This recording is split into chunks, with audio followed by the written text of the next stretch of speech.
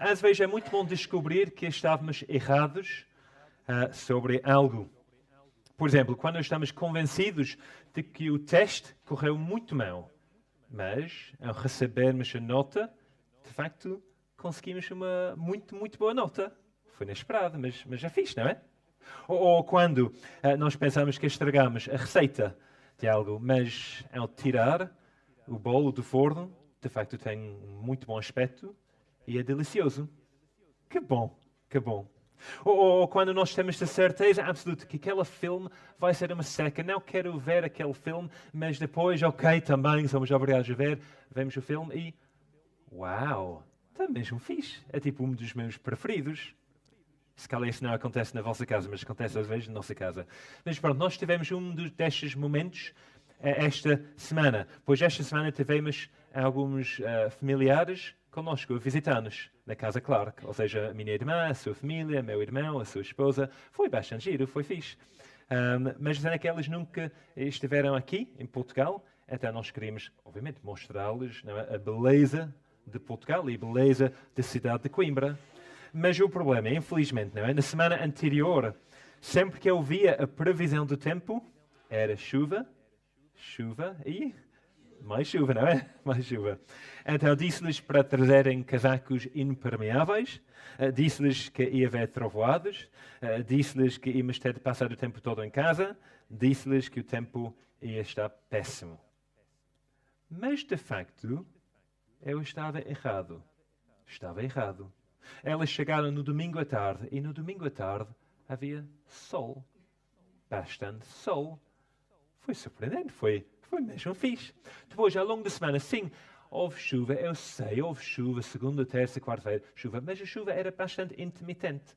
Então nós conseguimos fazer muitas caminhadas juntos. Sim, somos britânicos, mas fazemos. E fazemos com guarda-chuva, mas muitas vezes não era necessário guarda-chuva. Então nós fomos da nossa casa, aqui tipo Coimbra Shopping, nós fomos até a Praia de Rebelim, a praia, não é? Foi fixe. Nós fomos até Baixa, até Parque Verde, até a Universidade, até Chopal também um dia. Fizemos 15 km, uma caminhada até Chopal e quase não choveu. Ou seja, foi mesmo bom. Às vezes é muito bom descobrir que estamos errados sobre algo. Certamente é isso que as mulheres na nossa história se sentiam aquele primeiro dia da Páscoa, há 2000 anos. Pois bem, uns dias antes, elas tinham visto Jesus a ser traído e preso, espancado, crucificado, pregado numa cruz onde ele morreu. Foi um evento trágico e elas estavam tão tristes, porque significava o fim. O fim das suas esperanças e dos seus sonhos. Pois o seu amigo, o seu líder, o seu rei estava morto. Já está. Já está. Não há esperança agora. Mas como nós já acabamos de ver naquela peça, elas estavam, graças a Deus, erradas. Completamente, totalmente erradas. E elas começaram a perceber isso como uma descoberta inesperada.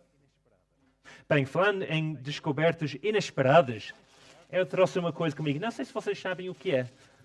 Não sei se vocês sabem. Alguém sabe o que isto é? Eu não mostrei. Como é que vocês sabem já?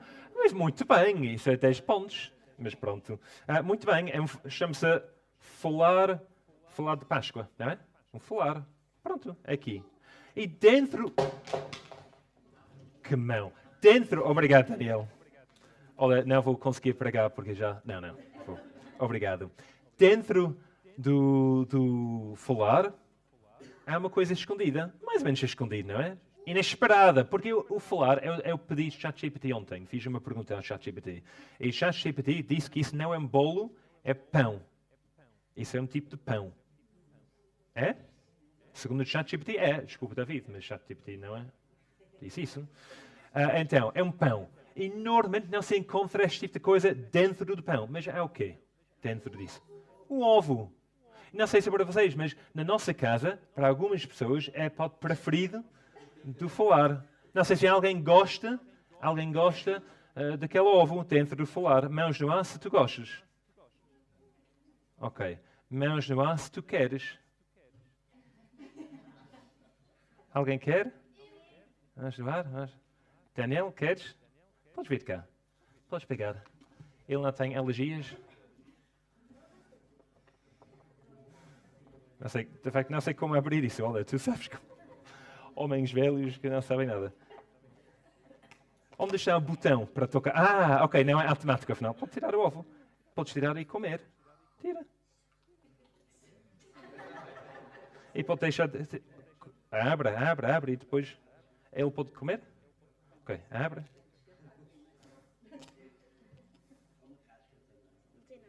O quê? Não tem nada. O que quer dizer que não tem nada? Não tem nada. Que desilusão, não é? Não tem nada. Obrigado, Daniel. Pode sentar. Muito obrigado. Olá, inflação, não é? Uma maneira que o continente, não é? Para tentar recuperar alguns custos, não é? Dinheiro. Agora, falar com ovo, mas sem ovo. Que desilusão. Pronto. Pelo menos, uma descoberta. Ninja. Descoberta inesperada. Inesperada. Bem, amigos, enquanto as mulheres... Vamos abrir a Bíblia mais uma vez. Temos que abrir a Bíblia. Muito bem. Enquanto as mulheres chegaram ao túmulo de Jesus para ungir o seu corpo, com especiarias e aromas, elas também encontraram algo completamente inesperado. E eu vou ler versículo 1 de Lucas, capítulo 24. Versículo 1 de Lucas 24. Não sei se temos a letra aqui ou não. Não, eu vou ler. Lucas 24, versículo 1. Mas, no primeiro dia da semana, alta madrugada, foram eles ao túmulo, lavando os aromas que haviam preparado.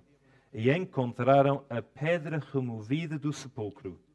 Mas, ao entrarem, não acharam o corpo do Senhor Jesus. Ou seja, não só a pedra pesada que tapava a entrada do túmulo foi removida, como também o próprio túmulo estava vazio. Deve ter sido um grande choque para elas, não é? Pois não era o que elas esperavam. E assim, podemos imaginá-los ali no sepulcro a tentar perceber no que poderia ter acontecido com o corpo de Jesus. Na verdade, é isso que muitas pessoas tentaram perceber ao longo dos séculos. Pois a única coisa que praticamente todas as pessoas, académicos, os historiadores, sejam religiosos ou não, concordam é que Jesus realmente morreu numa cruz há 2000 anos, que ele foi sepultado e que 3 dias depois o túmulo estava vazio. Então aqui está a pergunta: o que aconteceu com o corpo de Jesus? Bem, isso deve ter sido o que as mulheres estavam a perguntar-se enquanto estavam ali naquela primeira manhã de Páscoa. Se calhar foram ladrões de túmulos. Pode-se imaginar Maria Madalena a sugerir. Afinal, nós sabemos que eles estão acostumados a invadir túmulos e a roubar roupas e joias preciosas. É uma ideia, não é? É uma ideia. Mas não é muito boa ideia. Ou seja, Jesus era alguém muito rico, com muito dinheiro. Muitos posses, casas grandes. Não, ele não tinha nada, não é? Não tinha nada. Ou seja, ele não tinha roupas preciosas ou joias preciosas. Ou seja, então por que elas teriam invadido um sepulcro onde não havia nada de importância e roubaram o corpo de Jesus, mas deixado para trás a única coisa com algum valor, que foram o quê? O que tinha algum valor dentro daquele túmulo? Os lençóis, não é? Os lençóis de linho, não é? Não muito valor, mas algum. Mas eles deixaram isso para trás. Será que isso faz sentido? Também, será que faz sentido que elas decidiram invadir o único túmulo da zona com guardas a protegê-lo? Ok, tudo bem. Mas se calhar Pilatos decidiu tirar o corpo de Jesus e colocá-lo num outro lugar. Pilatos? Pilatos? A roubar o corpo? Porquê? Porquê? Ou seja, quando os cristãos começaram a dizer: olha, eu vi Jesus ressuscitado, Jesus ressuscitou. Se Pilatos tivesse roubado o corpo, então ele poderia ter colocado o corpo e mostrar o corpo a todos e dizer: olha, Jesus, ele ainda está morto, também ele ainda está cá, eu tenho o corpo dele. Então, isso teria acabado com aquele movimento cristão. Ou seja, não faz sentido. Os romanos, com Pilatos, estavam completamente contra o movimento cristão. Então a ideia de roubar o corpo e depois esconder o corpo, não apenas para uns dias, mas para sempre, não faz sentido. Certo, certo. Mas então, e quanto às autoridades judaicas? Afinal, nós sabemos que eles odiavam Jesus. Talvez tenham vindo roubado o corpo de Jesus só para nos causar a nós e aos seus seguidores mais sofrimento, mais dor. Mas Maria, a sério. Ou seja, eles colocaram guardas no túmulo para que ninguém podia entrar. Por que eles iam colocar guardas para proteger o túmulo se depois eles iam derrotar os guardas e roubar o corpo do túmulo? Não faz sentido nenhum. Também nós sabemos que eles odiaram os cristãos, eles perseguiram os cristãos. Se eles tivessem roubado o corpo, também eles podiam depois mostrar o corpo a todos e dizer: olha, Jesus, ele está morto, ele está aqui. Então, ele não ressuscitou. Os discípulos estão a mentir. Mas eles não fizeram isso por quê? Porque eles não roubaram o corpo. Bem, então, e quanto aos discípulos? Se calhar eles vieram cá antes de nós, derrotaram os guardas, removeram a pedra, tiraram as roupas de Jesus e depois mudaram o seu corpo para um local secreto. Não sei se estás a ouvir quão maluco isso parece. Ou seja, os discípulos a entrarem, a tirar as roupas de Jesus, a tirar o corpo e deixar as... É esquisito, pá, não. Ou seja, sim, é isso que os líderes religiosos subornaram os soldados para dizer, apesar de saberem que era uma mentira. Mas por que os discípulos iam querer roubar o corpo de Jesus e depois afirmar que Jesus ressuscitou? Afinal, ou seja, depois disso, a maioria dos discípulos acabou por ser perseguida e morto por esta afirmação. Mas se eles tivessem roubado o corpo, isso significaria que eles estavam dispostos a sofrer e a morrer por algo que eles sabiam era uma mentira. Ninguém faz isso. Há pessoas hoje em dia, não é? Que estão dispostos a morrer por uma coisa que eles acham que é verdade, que eles acreditam seja verdade, mas que não é. Mas não há ninguém disposto a sofrer e a morrer por algo que sabem é mentira. Apenas os mesmo malucos, não é? E os discípulos não eram malucos. Então, talvez nós tenhamos ido ao túmulo errado? Vocês seguiram José de Arimateia quando ele tirou o corpo de Jesus da cruz e vocês viram o túmulo em que ele foi colocado. Provavelmente vocês conseguiram ver o selo quebrado que estava no túmulo, colocado no túmulo, não é? Na sexta-feira. Também, depois daquela notícia espalhada que disse Jesus ressuscitou, não achas que muitas outras pessoas iam ter com o túmulo para ver se o corpo de facto estava ali ou não? Ou seja, estás a dizer que se calhar todas as pessoas, a partir da crucificação de Jesus e sepultamento de Jesus, todas as pessoas enganaram-se e foram para o túmulo errado. Não faz sentido. Ok. Mas então, o que é que pode ter acontecido? Quer dizer, é que Jesus definitivamente morreu. Eu vi com os meus próprios olhos quando ele deu o último suspiro e também vi o centurião a perfurá-lo com uma lança enquanto ele pendia na cruz. E nós sabemos que os mortos ficam mortos. Pois. Então, o que é que aconteceu? O que é que aconteceu com Jesus? Amigos, esta é a pergunta-chave. De facto, provavelmente é a pergunta mais importante da história do mundo, da história do universo. Não é de admirar que as mulheres estivessem tão perplexas com tudo isto. Eu acho também eu teria ficado muito perplexo. O que aconteceu? Porque nenhuma destas explicações faz sentido. Mas foi então que as mulheres receberam uma notícia inesperada. Uma notícia como uma afirmação inacreditável. E falando numa afirmação inacreditável, se eu vos dissesse que o nosso amigo Carlos Freitas, que ele consegue comer uma bolacha de Weet-Bix seco em 30 segundos, vocês acreditam em mim? Acham que ele consegue? 45 segundos. O que vocês acham? Ele consegue comer isso em 45 segundos? Qual é o teu ano? E vocês já conhecem Weet-Bix? Carlos, vem cá. Pode pegar, eu não toquei também. Pode pegar apenas uma bolacha só para mostrá-los. É pequenino. Então, não é tão grande. Então a minha pergunta é, achas que Carlos Freitas, eu estou a ser generoso agora com 45 segundos, sinceramente. Achas que ele é capaz de comer tudo isto em 45 segundos? É capaz, não é? É capaz. Então, só para dizer as regras, tu tens que, não é, morder, comer, mastigar, engolir, não é apenas colocar na boca, não é chubby bunnies também. Tens que e engolir. Estás pronto? Olha, alguém tem relógio? Daniel, podes... Diz-me quando estás pronto. Vamos ver, não é? Vamos ver. Ok, 3. Espera, calma. Não é para fazer batota. 3, 2, 1. Vá. Olha, não é para deixar migalhas no chão.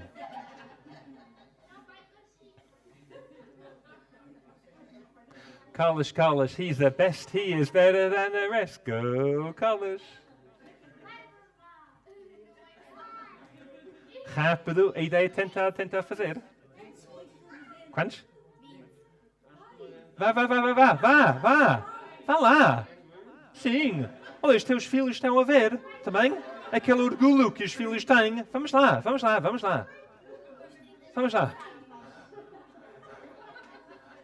consegues, vamos lá. Rapidamente. Ok, vamos dar 1 minuto também. Vamos ser generosos. 1 minuto.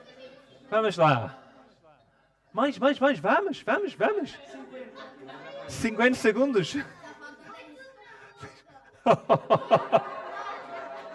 Espera. Já está. 1 minuto passou e... Posso ver? Abre a boca. Não. Pode sentar, obrigado. E agora ele vai para... Muito bem. Pronto. De facto, foi uma afirmação inacreditável que eu fiz, embora vocês acreditaram. Pessoas ingênuas. Mas claro que ele não conseguiu. Claro que não. Ou seja, chamamos o desafio do Weet-Bix, não é? Há umas pessoas que conseguiram, mas eu acho que elas são mesmo malucos, mas é muito difícil. Um Weet-Bix seco, com leite, não é tão difícil. Mas seco é muito difícil engolir. Muito difícil mesmo. Então, pronto, é uma afirmação tola de se fazer e deveria ser óbvio para todos que não é verdade, ele não consegue. Desculpa, Carlos. Mas não, e quanto à afirmação inacreditável que foi dada às mulheres no túmulo? Versículo 4, do Lucas 24. Aconteceu que, perplexos a esse respeito, obviamente, apareceram-lhes 2 varões, com vestes resplandecentes. Estando elas possuídas de temor, baixando os olhos para o chão, elas lhes falaram: Por que buscais entre os mortos ao que vive? Ele não está aqui, mas ressuscitou. Lembrai-vos de como vos preveniu, estando ainda na Galileia, quando disse: Importa que o Filho do Homem seja entregue nas mãos de pecadores e seja crucificado e ressuscite no 3º dia. Amigos, ou seja, 3 formas diferentes de dizer a mesma coisa, não é? Jesus não está entre os mortos, pois ele está vivo. Jesus não está aqui, porque ele está vivo. Jesus disse-vos que ele ia ressuscitar no 3º dia, e hoje é o 3º dia, ele não está aqui porque ele está vivo. E essa afirmação de que Jesus está vivo é uma afirmação inacreditável. Muito mais inacreditável do que a minha afirmação que Carlos ia conseguir comer aquela bolacha do Weet-Bix seco em 30 ou 45 ou 60 segundos. Pois é literalmente impossível voltar da morte, não é? É impossível. As pessoas morrem.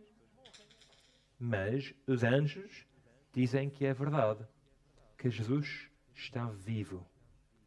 E será que eles estão a dizer a verdade? É que parece tudo tão inacreditável. Mas como é que nós explicamos o túmulo vazio? Além disso, é verdade que Jesus nos disse que ia morrer e ressuscitar 3 dias depois, não é? Na altura parecia tão inacreditável. mas agora eu já não tenho tanta certeza. Pois que ela parecia inacreditável quando Jesus tinha previsto a sua morte, não é? 3 vezes. Mas agora a evidência estava a aumentar. O túmulo vazio, a mensagem dos anjos. E com o tempo haveria uma outra peça-chave da evidência que elas teriam de considerar: as aparições da ressurreição. Pois durante os 40 dias seguintes, centenas de pessoas afirmaram ter visto Jesus ressuscitado em momentos e locais diferentes. Não eram alucinações, mas encontros reais com Jesus, onde eles falaram com Ele, andavam com Ele, comeram com Ele, tocaram-no. E a verdade é inegável que estes encontros com Jesus transformaram completamente todos aqueles a quem Ele se apareceu. Especialmente os discípulos. Lembra-se, os discípulos, que depois da crucifixão, eles estavam cheios de medo e tristeza e timidez. Eles foram esconder, eles fugiram. Mas depois de ver Jesus, eles ficaram com ousadia, com coragem, com confiança, dispostos a proclamar que Jesus ressuscitou e dispostos a sofrer por tal afirmação. Eu acho que acredito. Acho que acredito no que os anjos disseram, pois faz sentido pelas evidências. Vou contar as boas notícias aos outros. E é isso que ela e as outras mulheres fizeram. Versículo 8. Então se lembraram das suas palavras e, voltando do túmulo, anunciaram todas estas coisas aos homens e a todos os mais que com elas estavam. Eram Maria Madalena, Joana e Maria, mãe de Tiago. Também os demais que estavam com elas confirmaram estas coisas aos apóstolos. Tais palavras lhes pareciam como delírio e não acreditaram nelas. Pedro, porém, levantando-se, correu ao sepulcro e, abaixando-se, nada mais viu, senão os lençóis de linho, e retirou-se para casa maravilhado do que havia acontecido. Bem, amigos, aqui temos 3 respostas diferentes à ressurreição de Jesus. 3 respostas. Para as mulheres, não é? Depois de terem visto o túmulo vazio, ouvido a afirmação dos anjos e lembrando as palavras de Jesus, elas começaram a acreditar. Não é? Elas correram para proclamar esta verdade aos apóstolos, aos discípulos, às outras pessoas. É uma reação. Uma outra reação, os outros. Elas ouviram esta notícia e a grande maioria não acreditaram, pois parecia tão inacreditável. Mas houve também uma terceira resposta, a resposta do Pedro. Pois o que Pedro fez? Ele ouviu e depois ele decidiu que ele queria investigar por si próprio se é verdade ou não. Então ele levantou-se imediatamente, ele correu até o túmulo para verificar a evidência e com o tempo ele também veio acreditar que isto não era um mito ou mentira, mas a verdade. Pois ele também ficou convencido que Jesus ressuscitou dos mortos. E a minha pergunta para vocês esta manhã é: e tu? E nós? Como é que nós respondemos a esta evidência? O que é que nós pensamos do túmulo vazio, dos encontros pessoais com Jesus ressuscitado, das profecias cumpridas, das vidas transformadas dos discípulos ao longo dos últimos 2000 anos? Toda a evidência aponta para o facto de que a ressurreição de Jesus foi um evento real e histórico. E milhões de pessoas em todo o mundo apostam a sua vida no facto de que esta é a única conclusão plausível e credível. E claro, se é a verdade, muda tudo. Muda tudo. Pois sem a ressurreição, a morte é o fim de tudo. É o fim. Tu morres, já está. Mas com a ressurreição, se Jesus de facto ressuscitou, então para aqueles que estão a confiar nele, a morte torna-se o caminho para a vida agora, para a vida eterna. Por isso todos nós temos que fazer uma escolha. Podemos rejeitar tudo isso e continuar com a nossa vida. Mas então estaremos a perder a oportunidade de ter os nossos pecados perdoados e de ter a esperança garantida da vida eterna. Podemos comprometer a investigar as evidências e as afirmações de Jesus, as afirmações do Evangelho, seriamente, honestamente, com integridade. Sim, um bom lugar para iniciar é ler os relatos da vida de Jesus aqui na Bíblia. Há 4 biografias escritas sobre ele. Então é bom para lê-los e pensar sobre Jesus por ti próprio. Mas claro, se tu sabes que tudo isso é verdade, se tu sabes que Jesus de facto veio e morreu e depois ressuscitou, conquistando a morte, e que Ele está vivo agora, oferecendo-nos perdão dos nossos pecados, reconciliação com Deus e vida eterna. Então nós também podemos aceitar tudo isto. Podemos, com arrependimento e fé, podemos colocar nossa confiança nele e assim ter vida eterna. Claro, a escolha é tua, é nossa. A pergunta é, o que tu vais fazer? Vamos orar. Senhor Deus, nós estamos mesmo gratos pela tua palavra e estamos gratos, Senhor, que tudo que os cristãos acreditam não é uma coisa inventada, não é algo que apenas desejamos, mas é algo que é verdade. Obrigado que Jesus veio para resolver o problema que nós temos do nosso pecado.